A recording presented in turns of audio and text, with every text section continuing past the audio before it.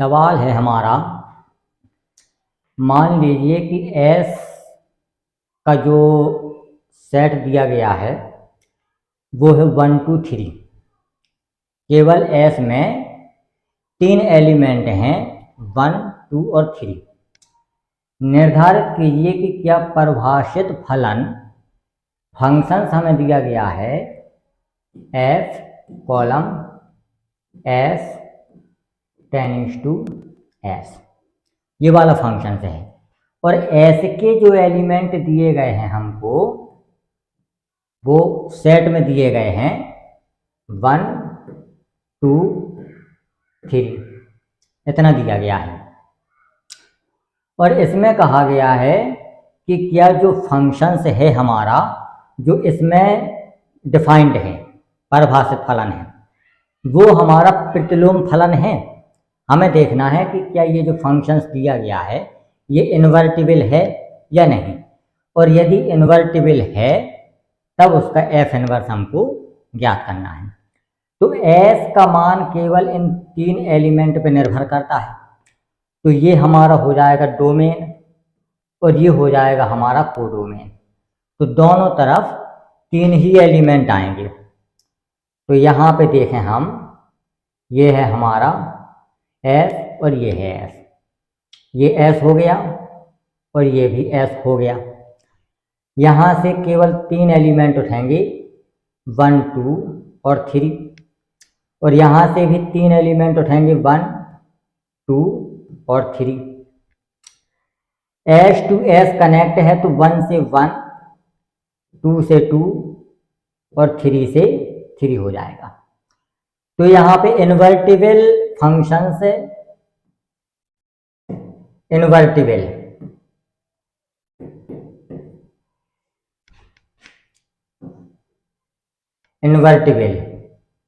Function से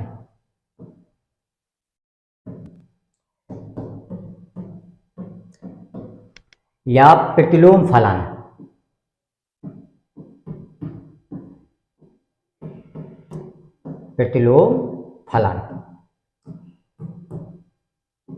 इसकी condition होती है कि कब होते हैं ये, तो फंक्शंस हमारा एक ही होना चाहिए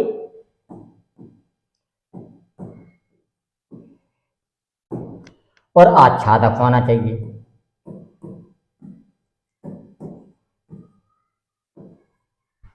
और एक ही को कहते हैं हम 1 to 1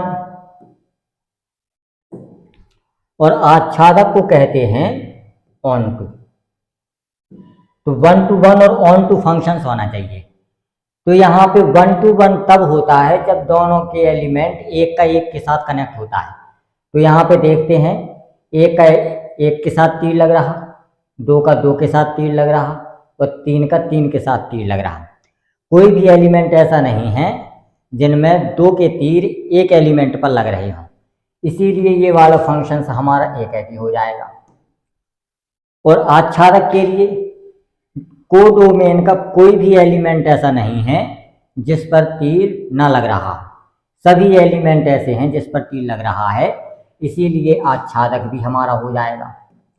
जब ऑन टू 1 1 और ऑन टू फंक्शंस हो गया तब हम कहते हैं कि ये वाला जो फंक्शंस है हमारा ये इन्वर्टिबल हो जाएगा, इन्वर्टिबल हो जाएगा। अब हमें निकालना है, जब इन्वर्टिबल हो गया तब हमको निकालना है इसका f inverse S, f inverse निकालना है।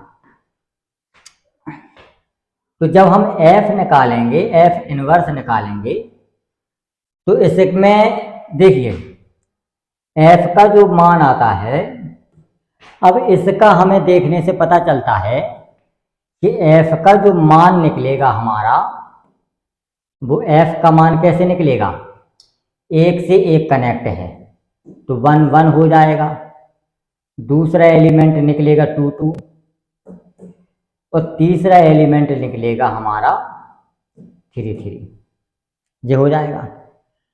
अब हमें निकालना है f इनवर्स। तो f इनवर्स निकालने के लिए हम क्या करते हैं कि इसका डोमेन और कोडोमेन आपस में इंटरचेंज हो जाते हैं। लेकिन यहाँ पे डोमेन भी 1 2 3 है, को डोमेन भी 1 2 3 है, तो इसका एफ इनवर्स डायरेक्टली हमारा एफ ही आ जाएगा, और एफ का मान कितना हो जाएगा 1 1 2 2 और 3 3। यही इसका एफ इनवर्स हो जाएगा। तो 1 1 2 2 3 3 ये इसका आंसर आ जाएगा, ये वाला। क्योंकि इसका डोमेन और को डोमेन आपस में इंटरचेंज होगा, लेकिन दोनों संख्याएं सेम हैं। इसका अगर इंटरचेंज करेंगे तो 1 1 हो जाएगा, 2 2 हो जाएगा, 3 3 हो जाएगा, दोनों का मान एक सा आया।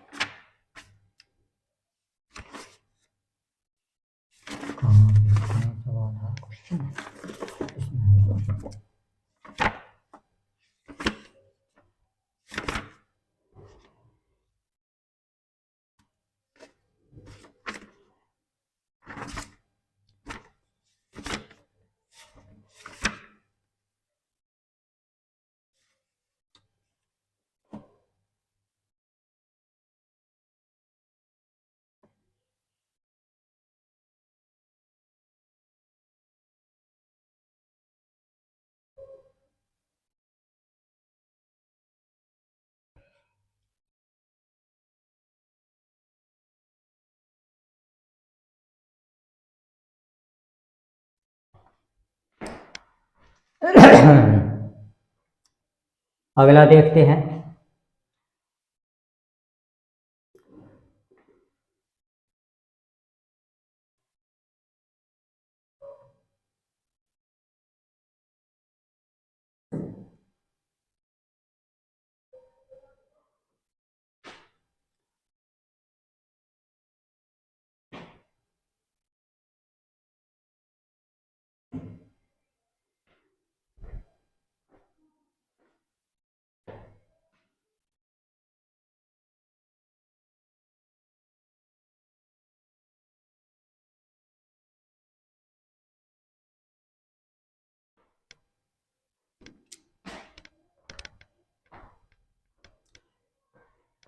इसमें है कि कारण सहित बतलाइए कि क्या निम्नलिखित फलनों के प्रतिलोम हैं। मतलब कि जो फंक्शंस दिए गए हैं हमें सिर्फ इसको चेक करके बताना है कि क्या इनके प्रतिलोम या इनवर्स निकाल सकते हैं या नहीं निकाल सकते हैं। पहला देखें,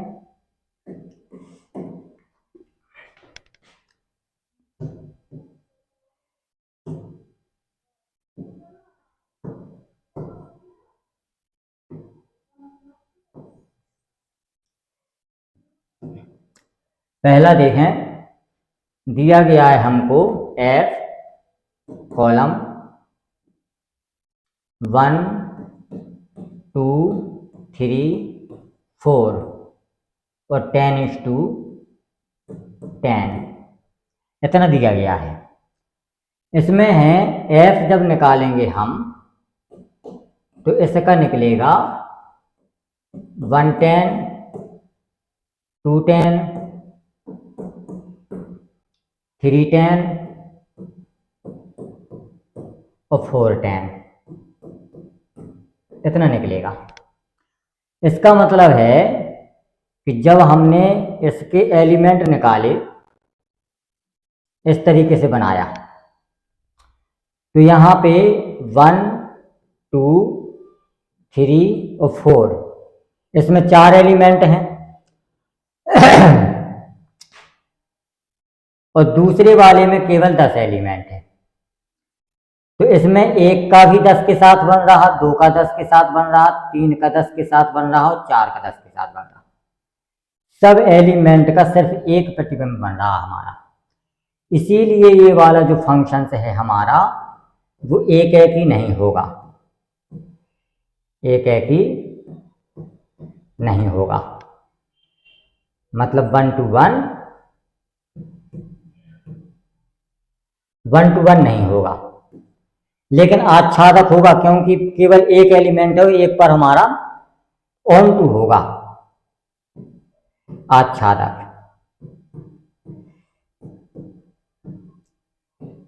आच्छादक हो जाएगा। जब एक ही नहीं होगा इसका मतलब ये है कि ये वाला फंक्शन हमारा मैनी टू 1 हो जाएगा, मैनी टू 1, या इसी को कहते हैं हम बहु एक फलन, बहु एक फलन, बहु एक फलन हो जाएगा। और जब आच्छादक होगा तो ये इनटू नहीं होगा, ऑन टू होगा, तो ये फंक्शन हमारा इनटू नहीं होगा। इसीलिए और इन्वर्टिबल के लिए हमें पता है, इन्वर्टिबल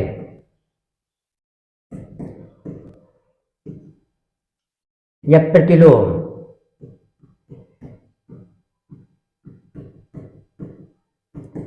प्रतिलोम के लिए हमको पता है कि वो फंक्शन हमारा 1, 1 होना चाहिए और ऑन टू होना चाहिए। 1, 1 तो है नहीं है लेकिन ऑन टू है, इसीलिए इसका हम प्रतिलोम ज्ञात नहीं कर सकते हैं, प्रतिलोम ज्ञात नहीं कर सकते हैं। ये है इसका आंसर।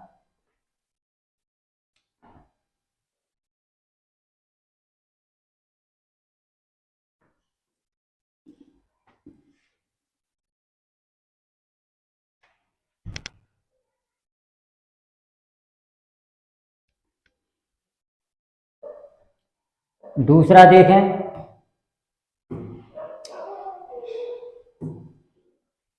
दूसरा वाला जो फंक्शन है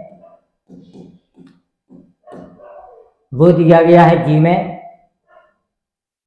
कॉलम 5, 6, 7, 8, 5, 6, 7, 8, 10:1, 2, 3, 4,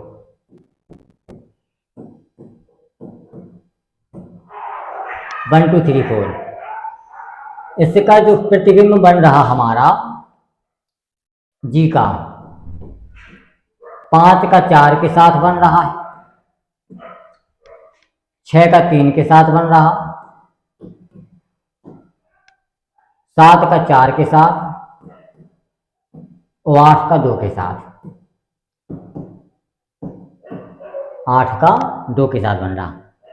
तो इसमें यहाँ पे देखें हम, ये 2 एलिमेंट हैं हमारे पास। पहले वाले में आता है 5, 6, 7 और 8 आ जाएगा। दूसरे वाले में आ जाएगा 1, 2, 3 और 4 आ जाएगा।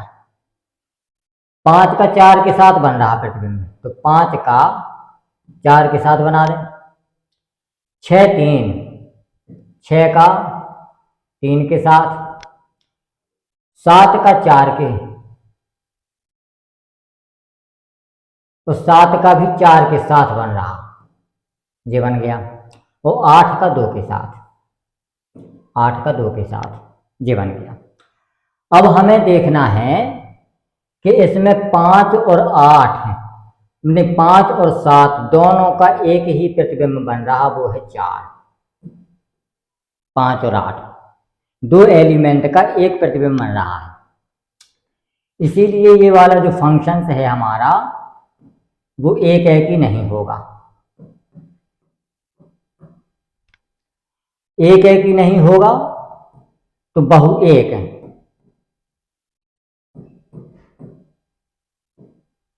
Many to one, many to one, ये वाला हो जाएगा, एक है कि नहीं होगा। और इसमें देखें कि एक एलिमेंट ऐसा बच रहा जहां कोई तीर नहीं लग रहा है, तो ये फंक्शन हमारा ऑन टू भी नहीं होगा, मतलब आच्छादक भी नहीं होगा, आच्छादक भी नहीं होगा। और जब आच्छादक नहीं होगा तो ये इनटू हो जाएगा। और इन्वर्टिबल के लिए एक एकी और आच्छादक का होना आवश्यक है, इसीलिए ये फंक्शन हमारा प्रतिलोम नहीं होगा, इसका हम प्रतिलोम ज्ञात ही नहीं कर सकते हैं, प्रतिलोम ज्ञात नहीं कर सकते हैं। ये आंसर हो गया इसका।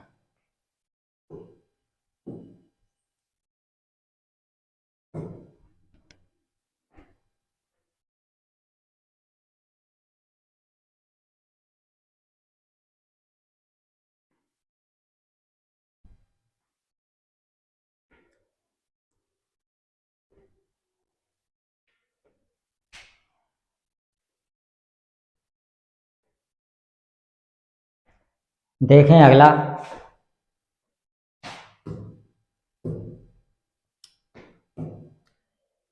तीसरा वाला है हमारा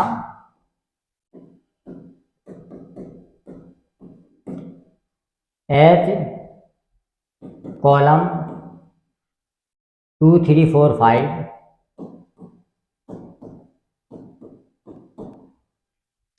10:2 7 9 11 11 7 9 11 और 13 इतना है। और ये इस तरीके से दिया गया है हमको कि 2 का प्रतिबिंब 7 के साथ, 3 का 9 के साथ, 4 का 11 के साथ, 5 का 13 के साथ बन रहा। तो बनाए इसका, यहाँ पे एक दिया गया है और यहाँ पे दिया गया है। यहाँ पे हमारे पास 2 3 4 5 एलिमेंट है, 2 3 4 5 एलिमेंट है। दूसरे में 7 9 11 13, 7 9 11 और 13 है। इसमें 2 का 7 के साथ बन रहा, 2 7 3 9 4 11 और 5 13, ये बन रहा। तो इसको देखने से पता चलता है कि एक एलिमेंट का तीर एक एलिमेंट के साथ लग रहा है, इसीलिए ये फंक्शन हमारा एक ही हो जाएगा। और दूसरा है कि सारे के सारे तीर लग रहे हैं, तो ये वाला फंक्शन हमारा आच्छादक भी हो जाएगा। और जब दोनों फंक्शन हमारे एक एक और आच्छादक हैं तो ये हमारा प्रतिलोम भी हो जाएगा, प्रतिलोम भी इसका हम ज्ञात कर सकते हैं। ये इसका आंसर हो जाएगा।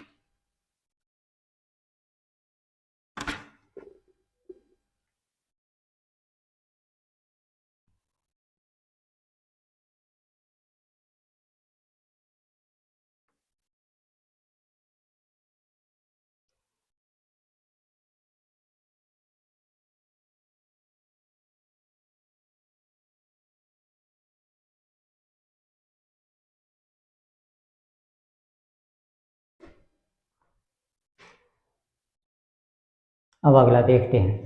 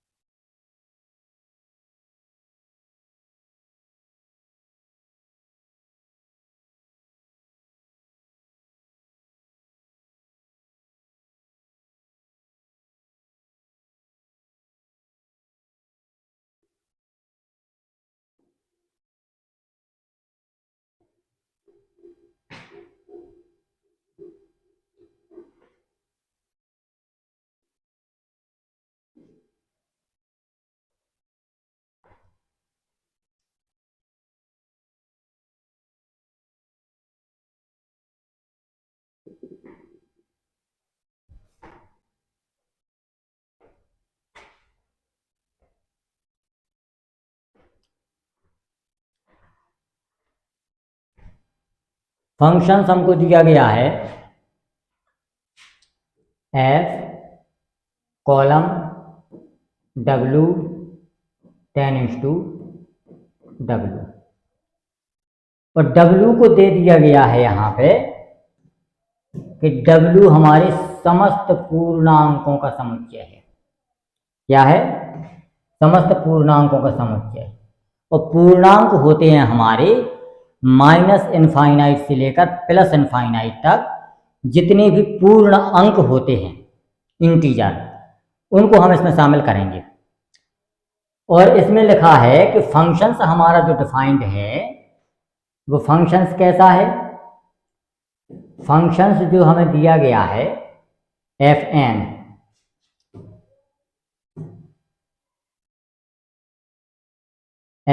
जो हमें दिया गया है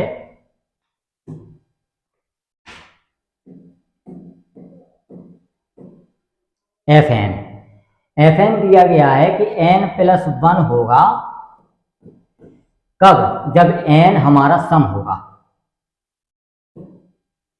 n सम होगा। और n-1 हमारा कब होगा? जब n हमारा विषम होगा। ये हमारा फंक्शन से डिफाइंड है।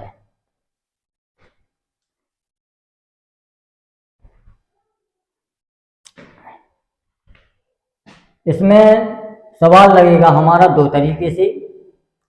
पहला है कि बाय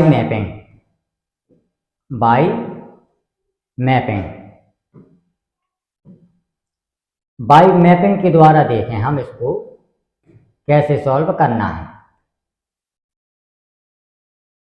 और ये सिद्ध करना है कि f हमारा व्युत्क्रमणीय है। सिद्ध क्या करना है हमको? कि f हमारा व्युत्क्रमणीय है। तो बेसिकली इसका हमें सिर्फ और सिर्फ और f का प्रतिलोम भी ज्ञात करना है हमको। f का प्रतिलोम भी ज्ञात करना है। व्युत्क्रमणी चेक करने के लिए हमको 1 और on2 फंक्शंस इसको चेक करना पड़ेगा।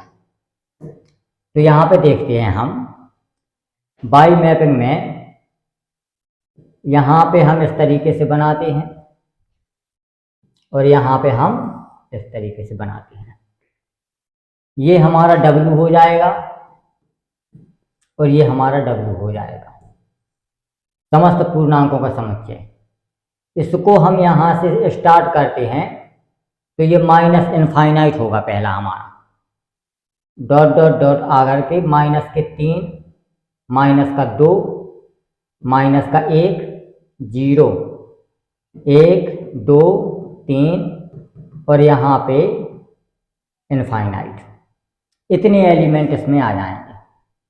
इसी तरीके से यहाँ पे भी माइनस का इनफाइनाइट होगा और यहाँ पे आ जाएगा -3, -2, -1, 0, 1, 2, 3 और यहाँ पे ये इनफाइनाइट।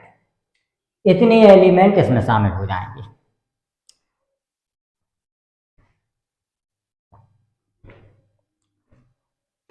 क्योंकि ये हमारा समस्त पूर्णांकों का समुच्चय है और इंटीजर में हमारे नेगेटिव इंटीजर भी शामिल होते हैं और पॉजिटिव इंटीजर भी शामिल होते हैं। इसीलिए हमने -इनफाइनाइट से लेकर के प्लस इनफाइनाइट तक के एलिमेंटों को लिया है।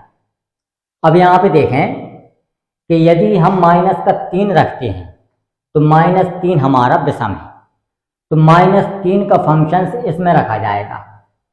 तो जब -3 इसमें रखेंगे तो -3 और -1 मिलकर के -4 होगा। तो यहाँ 3 का जो तीर है वो यहाँ कहीं ऊपर इसके 4 के ऊपर लगेगा, वो -3 के ऊपर होगा -4, तो यहाँ पे कहीं इसका तीर लग जाएगा। अब हम देखते हैं कि -2 एक सम संख्या है, नकारात्मक सम संख्या, तो ये इसमें आएगा। तो -2 और +1 -1 होगा, तो -2 का -1 के साथ तीर लगेगा। इस तरीके से -1 रखेंगे तो -1 का -2 के साथ लगेगा, -1 का -2 के साथ लगेगा।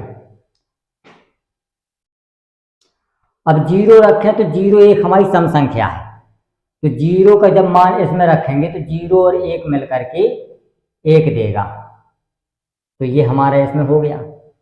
1 रखेंगे तो विषम संख्या है, तो 1 - 1 मिलकर के 0 हो गया, ये हो गया हमारा।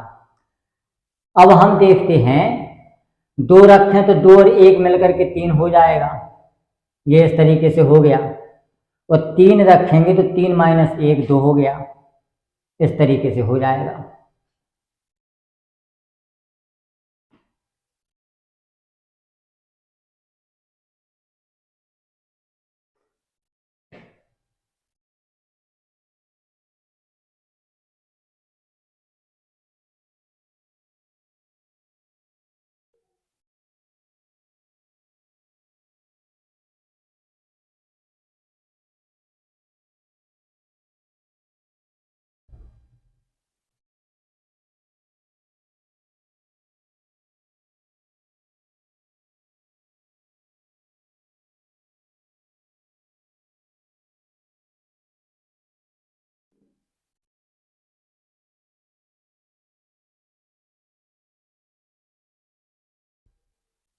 ठीक है, इस तरीके से हो गया इसका। तो अब हम देखते हैं कि प्रत्येक कंडीशन पे एक एलिमेंट का तीर एक एलिमेंट के साथ लग रहा है। यहाँ पे -3 है जैसे मान लो, तो यदि हम यहाँ -4 ऊपर लेते तो -4 यहाँ पे रख करके यहाँ पे -3 दे देता, तो यहाँ पे -3 के साथ तीर लग जाता हमारा। लेकिन एलिमेंट हमने केवल इतने लिए हैं, तो यहाँ पे हम देखते हैं कि एक एलिमेंट का तीर एक एलिमेंट के साथ लगा, इसीलिए ये वाला फंक्शन हमारा एक ही हो जाएगा। और आच्छादक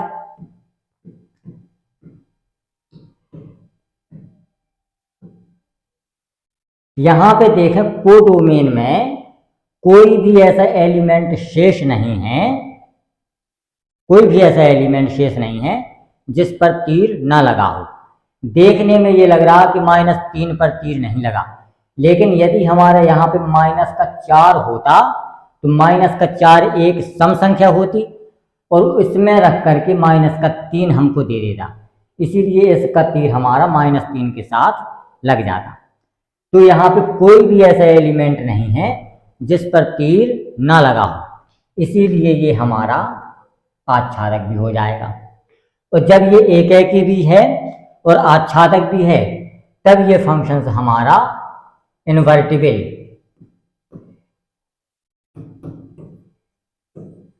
या प्रतिलोम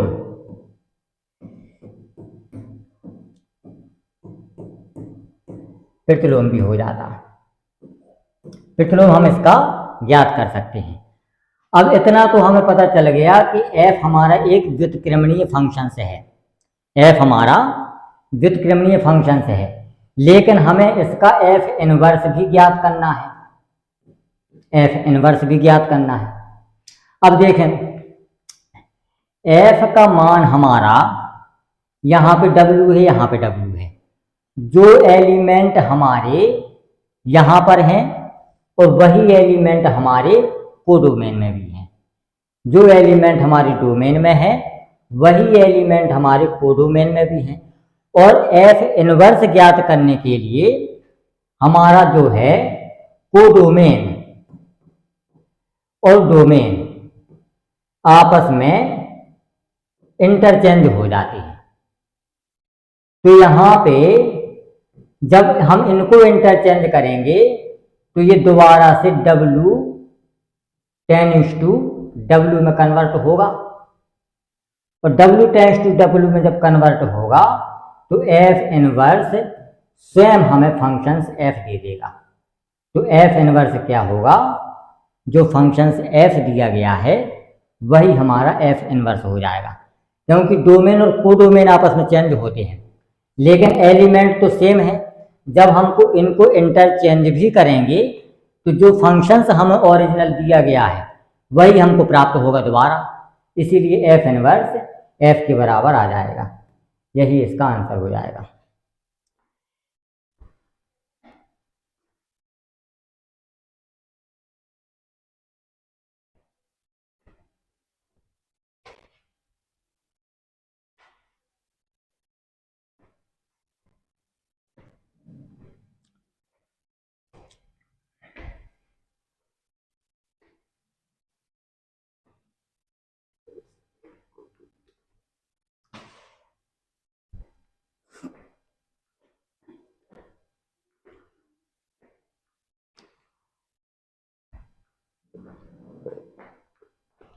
अब देखते हैं कि किताब में किस तरीके से दिया गया है, किताब का सॉल्यूशन कैसे है, किताब के आधार पर कैसे लगाना है।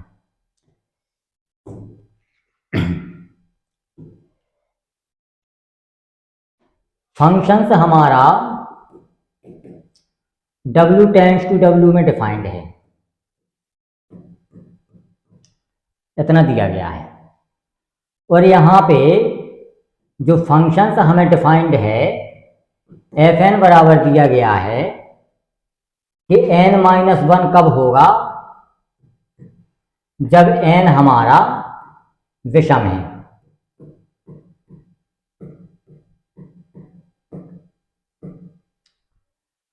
और n+1 कब होगा,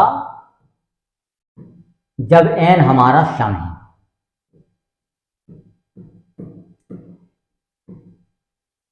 ये दिया गया है हमको।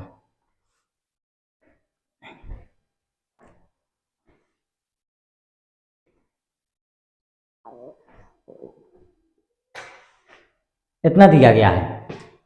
अब हमें ये देखना है कि f व्युत्क्रमणीय है, मतलब हमें किसी भी कंडीशन में ये देखना है कि ये हमारा एक एकी है, वो एक एकी और आच्छादक है भी या नहीं है। तो इसके लिए हमारी 3 कंडीशन बनेंगी।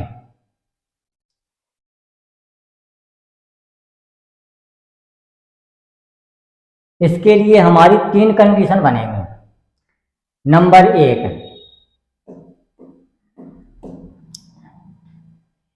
n1 और n2 दोनों हमारे कैसे हों, सम हों। दूसरी कंडीशन बनेगी जब n1 और n2 दोनों हमारे विषम हों।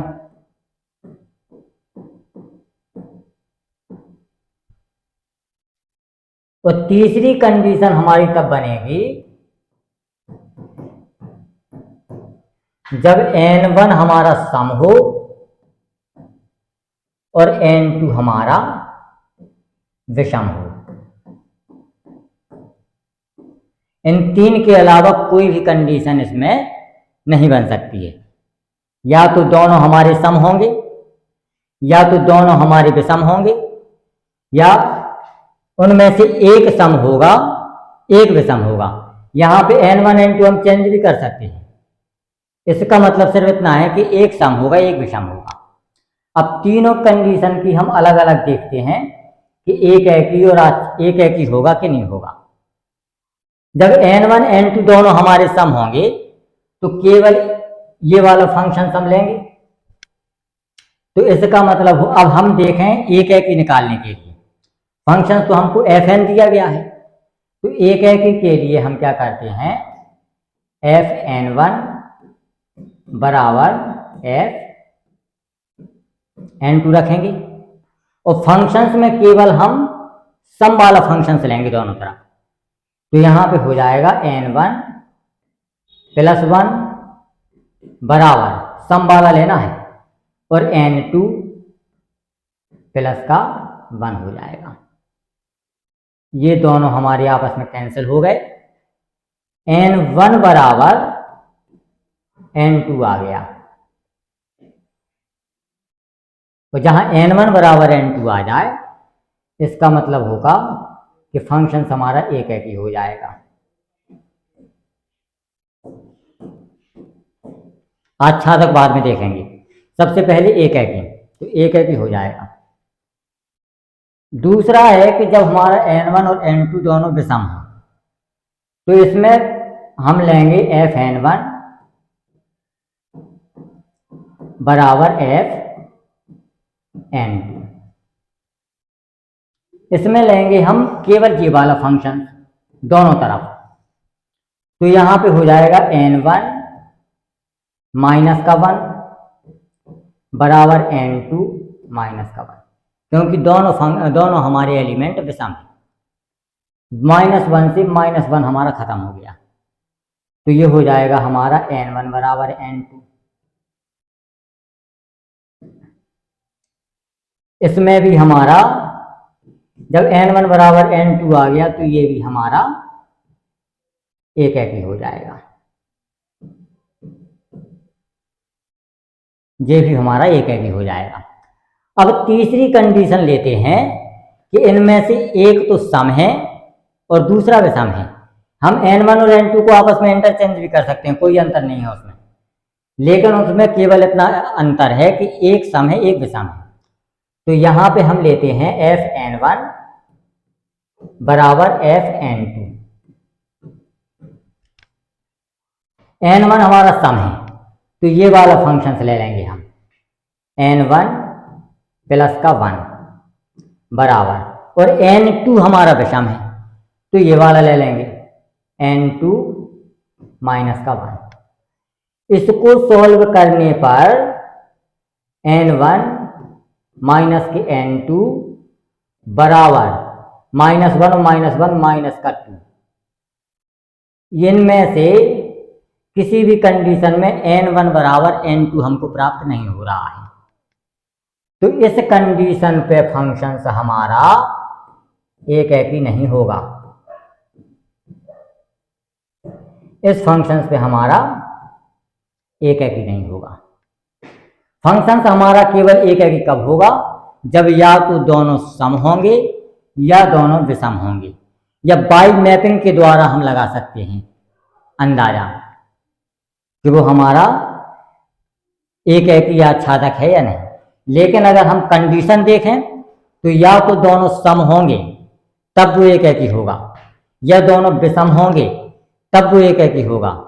किसी भी कंडीशन में वो एक ही उस कंडीशन में नहीं होगा कि जब एक सम और एक विषम हो, तब वो हमारा एक ही फंक्शंस नहीं होगा। तो ओवरऑल इसको हम मानते हैं कि एक ही फंक्शंस केवल दो कंडीशन में होगा, क्योंकि इसका इन्वर्टिबल हमको ज्ञात करना है। अब देखें कि आच्छादक, क्योंकि दो कंडीशन हमारी मैच करती हैं सम और विषम, इनमें दोनों में एक ही है, केवल एक कंडीशन में एक ही नहीं है। इसीलिए हम मान करके चलते हैं कि ये फंक्शन हमारा एक ही होगा, क्योंकि पूर्णांक में हमारे सम पूर्णांक भी होते हैं और विषम पूर्णांक भी होते हैं, और दोनों को हम एक साथ नहीं लेते हैं। जब हम सम को उठाएंगे तो सम वाला पूर्णांक आएगा, और जब हम विषम उठाएंगे तो विषम वाला पूर्णांक आएगा। अब हम देखते हैं आच्छादक।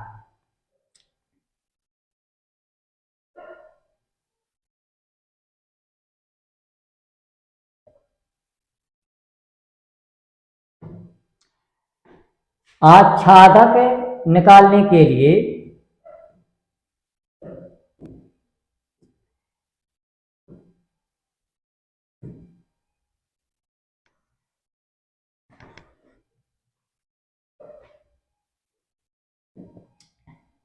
हमारे पास दो पूर्णांक हैं, एक तो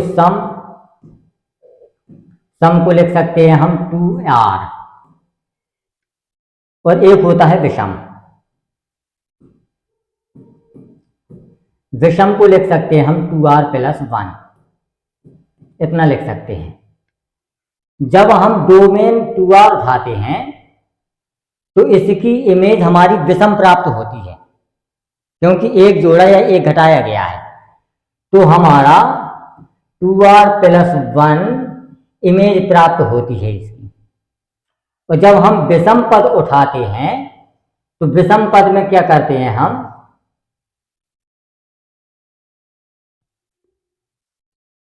विषम पद में एक घटाया गया है और सम पद में एक जोड़ा गया है, तो अगर हम 2r रखते हैं तो इमेज हमारी कोई ना कोई 2r + 1 करके देगा।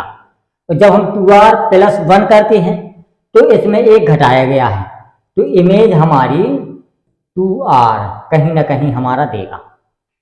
तो जितने भी एलिमेंट हम उठाते चले जाएंगे, किसी न किसी इमेज में उसका तीर लगता चला जाएगा। या तो 2r सम पद का 2r + 1 पर लगेगा, वो निगेटिव और पॉजिटिव कुछ भी हो सकता है, और विषम पद में 2r पद पर लगेगा हमारा तीर। तो जब सम में तीर लग रहा तो ये फंक्शन से हमारा आच्छादक भी हो जाएगा, आच्छादक हो जाएगा। तो एक एकी और आच्छादक दोनों हो गया। अब निकालते हैं इसका एफ इनवर्स। जब एक एकी और आच्छादक है तो ये वाला हमारा प्रतिलोम फंक्शंस भी हो जाएगा।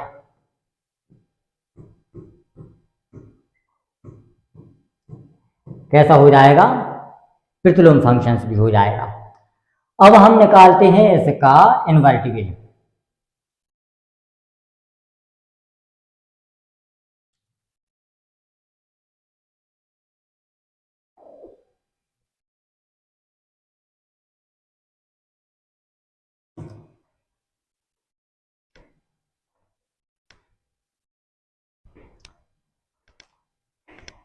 अब हम निकालते हैं इसका एफ इनवर्स। एफ इनवर्स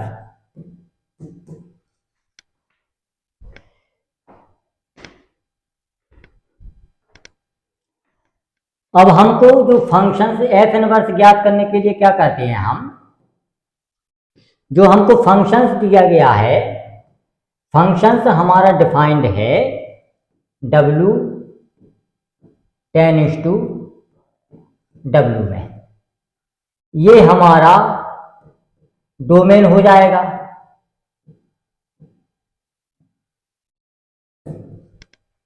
और ये हमारा हो जाएगा कोडोमेन।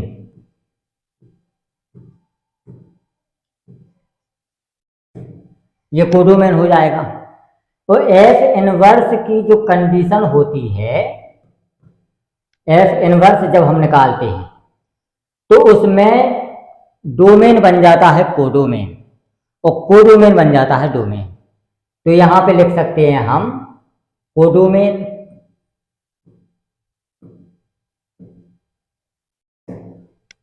और 10 डोमेन।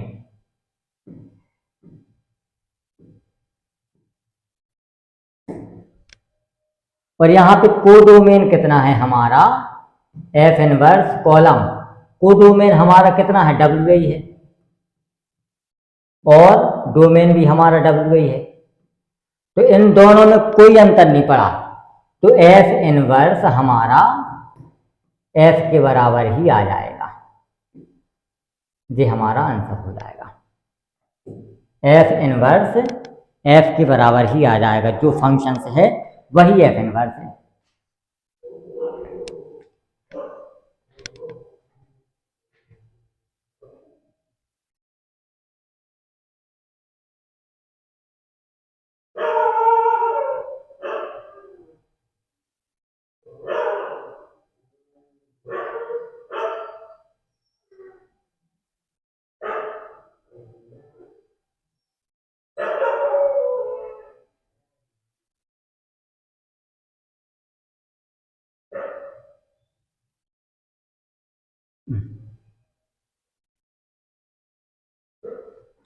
जी।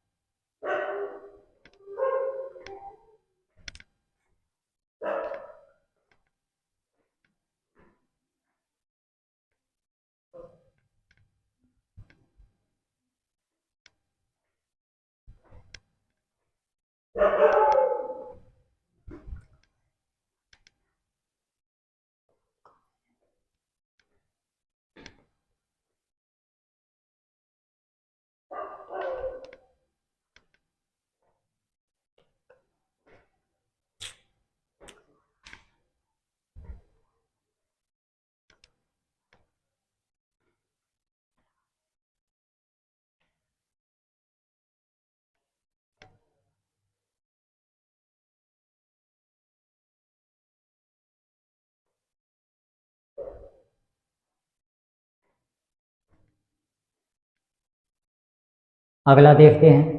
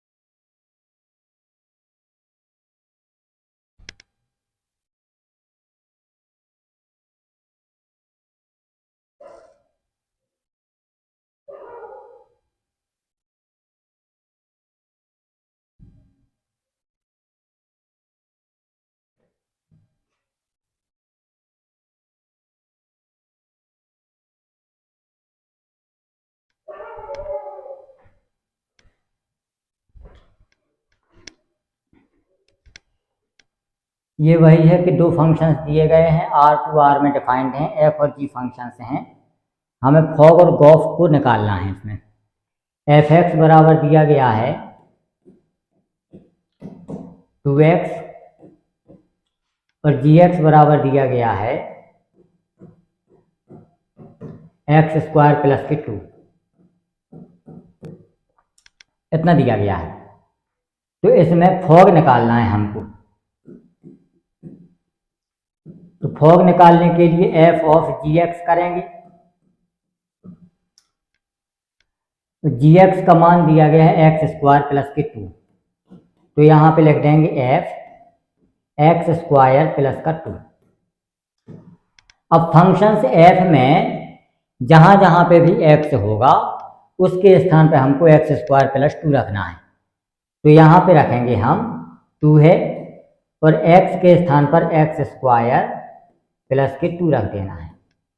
और इसको यदि हम सॉल्व करना चाहें तो 2x स्क्वायर प्लस के 4 हो जाएगा। गॉफ निकालें इसी तरीके से।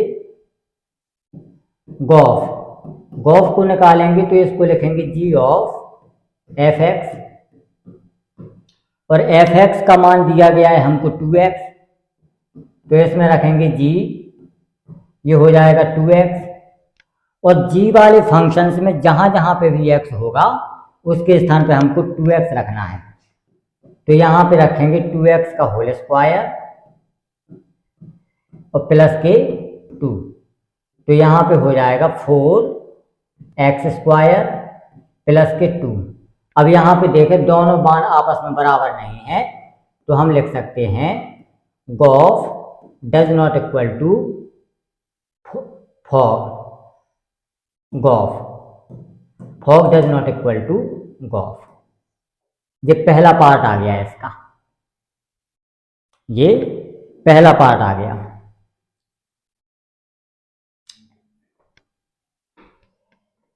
अब इसमें हमें देखना है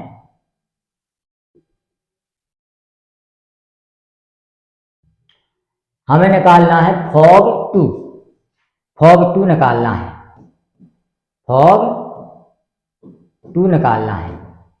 मतलब जहां पे भी x होगा x के स्थान पे हमको 2 रख देना है, तो यहाँ पे निकालेंगे 2 इंटू 2 का स्क्वायर प्लस के 4, 4 दूनी 8, 4 12 इसका आंसर आ गया। यहाँ पे निकालना है हमको गॉग नहीं है, ये गॉफ होगा, गॉफ, ये गॉफ होगा। यहाँ पे गॉफ होगा, ये गॉफ निकालने इसको निकालना है हमको, गॉफ फर्स्ट निकालना है, मतलब x के स्थान पर 1 रखना है, तो यहाँ पे 4 गुणा 1 धन का 2, 4 और 2 6, इन दोनों का जी मान आ गया, यही इसका आंसर हो जाएगा।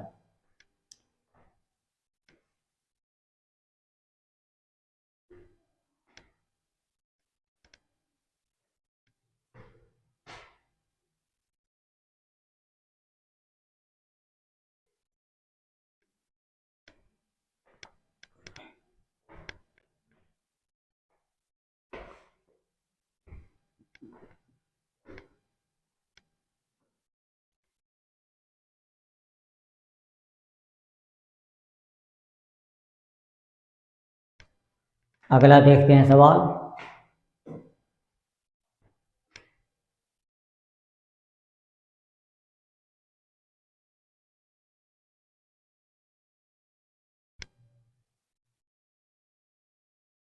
ये वाला देखें,